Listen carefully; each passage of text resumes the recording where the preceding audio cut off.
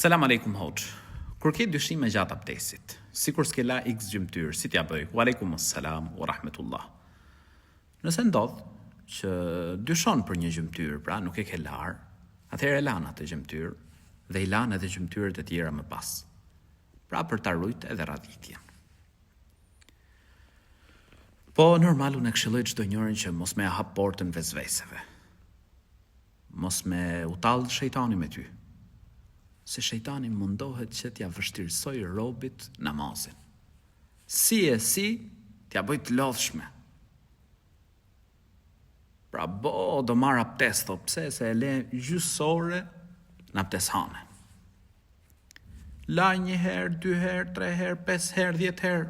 La, motër, kujdes. Mos e lër shejtanin të luaj me ty.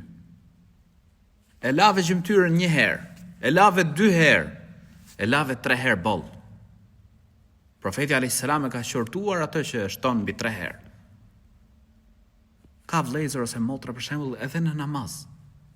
I ndodh që për shembull një zonë në bark, mos ndoshta e kam prish sot abdesin, mos ndoshta e prishën namazin, jo.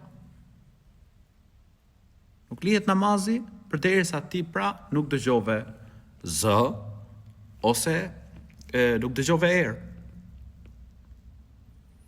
Portën e vezveseve mbylle. Mos e lër shejtanin të ta bëj të lodhshme adhurimin. Mos u bëj si ai personi që shkoi tek njëri prej dietarëve. E i thot pra që lahi 1 herë, 2 herë në lum dhe dyshonte për pastërti. Çfarë i tha ky? Tha ti mos u fal, tha. Se është ngrit lapsi pra për atë që i ka ik mendja. Ti lash në lum, pra, bënë njëtin për abdes, merr abdes, dyshon prap se a jam la apo jo? Pra edhe ti, e lave gjymtyrën 1 herë, 2 herë, 3 herë boll, kalo ke gjymtyra tjetër e me radhë dhe mbylle portën e vezveseve, mos ju bind shejtanit. Do të mundohet 1 herë, 2 herë, 1 javë, do të rehatohesh prej vezveseve. Ti e di që Allahu i lartësuar pra të shpërblen për njëtin që ke.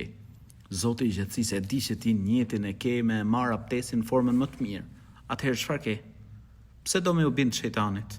Mbyll portën e vezveseve. Allahu i ruajt.